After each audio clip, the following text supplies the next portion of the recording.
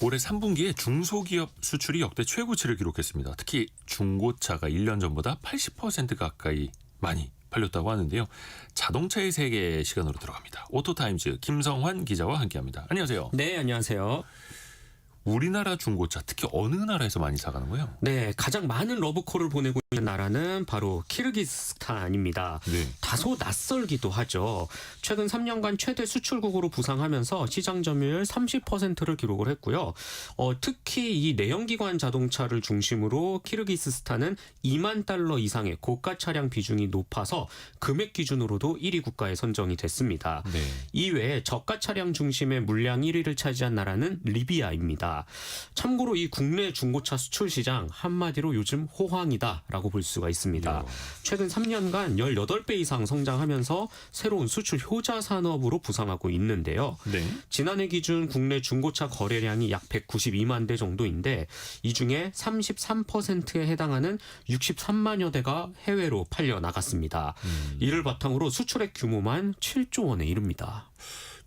아니 이렇게까지 우리나라 중고차 인기인 이유는 뭐예요? 네, 아무래도 이 러시아 우크라이나 전쟁 이후에 네. 유럽을 기준으로 좀 공급망이 붕괴가 되고 중고차 수요가 급등했다라고 보고 있습니다.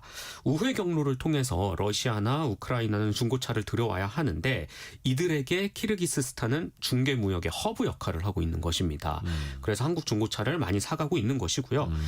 심지어 이 키르기스스탄은 무관세 협정으로 낮은 인건비까지 갖고 있거든요. 그래서 중고차 관련 종사자들이 많습니다.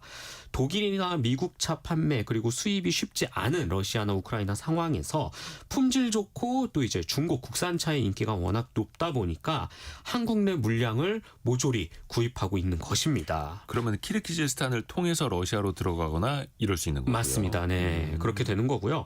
또 현지에서 다시 조립을 하거나 상품화 과정을 거치거든요. 네. 네, 이를 통해서 국내 부품사도 같이 조금 호황을 누리고 있다라고 볼 수 있습니다. 수리해서 팔아야 되니까 그래야지 네. 더 가치가 높아지니까. 그렇죠. 그러면은 중고차뿐만 아니라 우리나라 부품도 같이 중동이라든지 뭐 키르기스탄 지역 등등으로 나간다라는 거네요. 네. 그러면 중고차 수출이 이렇게 호황이면 다 좋기만 할까요? 아닙니다. 이면에 좀 문제점도 있다면서요. 맞습니다. 일단 시장 자체가 여전히 구조적인 한계를 갖고 있기는 합니다. 영세 수입상이 국내 딜러와 직거래를 하기 때문에 일단 투명성이 많이 떨어지고요.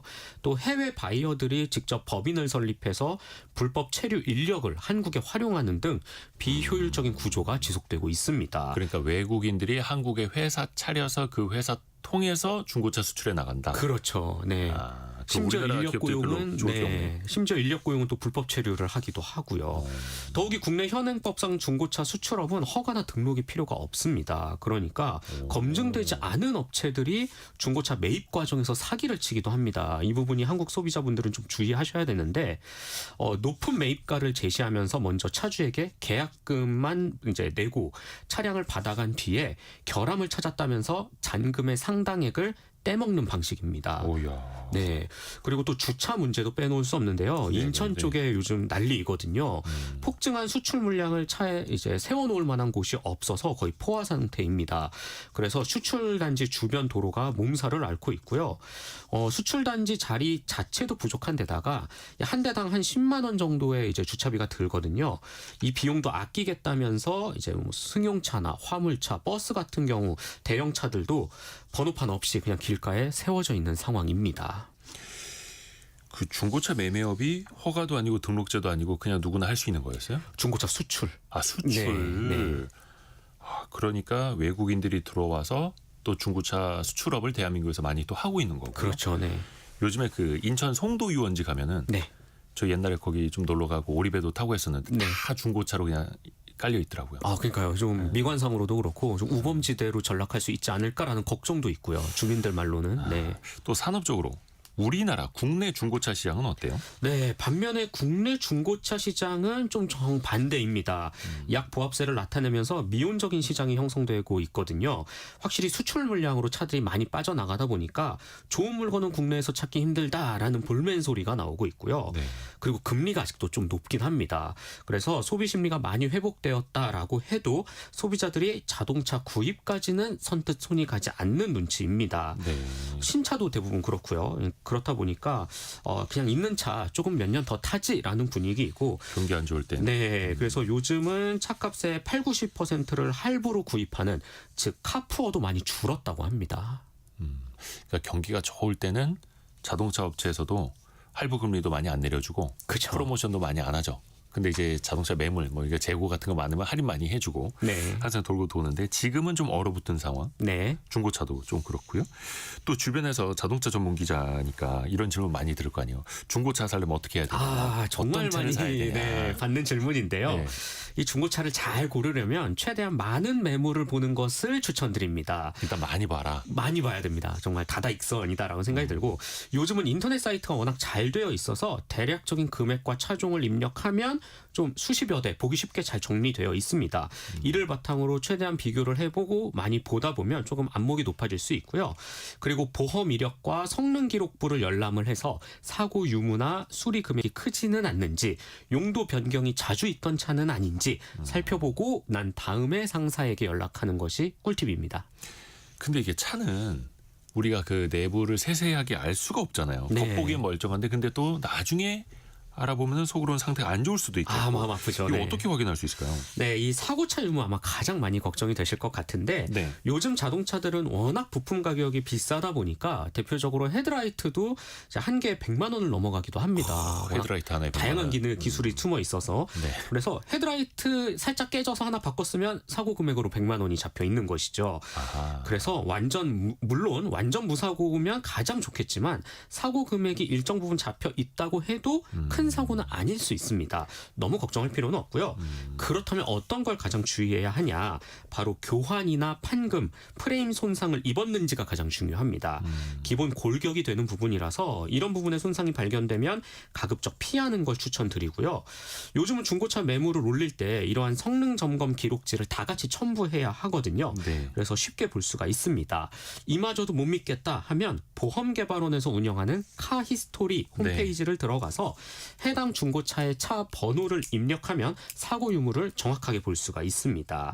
그리고 모든 걸 다 확인하고 실제 차를 보기 위해서 이제 중고차 매매 단지로 향한다면 꼭 차를 리프트에 띄워서 누유나 부식이 없는지 이제 상사와 함께 같이 살펴보는 것도 강력 추천드립니다. 일단은 근데 왜 그 휀다라고 하죠. 그리고 또 범퍼까지도 그쪽은 교환을 했어도 무사고로 맞아요. 치더라고요. 네. 근데 이제 골격, 프레임 아니면 이제 문짝 교환 등등이 있었는지는 또 중요하게 봐야 되는 거고. 맞습니다. 왜 보통 몇 년 정도 탄 차가 가성비가 가장 좋다. 킬로수 얼마인 게 가장 가성비 좋다. 이런 것도 있습니까 혹시? 있습니다. 네. 이 부분 또 소비자 개개인의 기준에 따라 다르기는 하지만 보통의 중고차는 3년이 된 시점에 이제 가장 시장에서 감가 방어율이 좋습니다. 이 말은 즉 3년을 딱 넘어가서 4년째부터는 중고차 가격이 빠르게 떨어질 수 있다는 거고요. 사는 사람 입장에서는 가성비가 되겠죠. 그리고 주행 거리는 5만 킬로미터 기준으로 이하로 보면 신차급 중고차로 보는 게 맞고요. 평균 5만에서 10만 킬로미터 이하가 가장 많이 팔립니다. 그리고 10만 킬로미터가 넘었다라고 해도 오래된 차는 아니에요. 이 자동차 엔진은 기본 30에서 50만 킬로미터는 거뜬히 버티게끔 설계가 되어 있기 때문에 그렇죠. 오히려 10만 킬로가 넘어가면 이제 막 걸음마를 뗐다라고 봐도 좋겠고 그만큼 가격이 큰 폭으로 내려가기 때문에 아하. 진짜 가성비를 원하는 중고차를 살펴본다면 4년이 넘은 10만 킬로대의 중고차 매물을 잘 살펴보는 것도 괜찮을 것 같습니다. 진짜 싸게 사려면. 저 어릴 적만 하더라도 자동차 10만 킬로 이상 탔다 그러면은 사람들이 다 놀랬거든요. 네, 많이 탔다. 말로. 근데 요즘에 뭐 택시 보면 뭐 30만, 50만 킬로 이상 타는 차들도 많고요. 맞아요. 그러니까 성능이 좋아졌으니까. 그렇죠.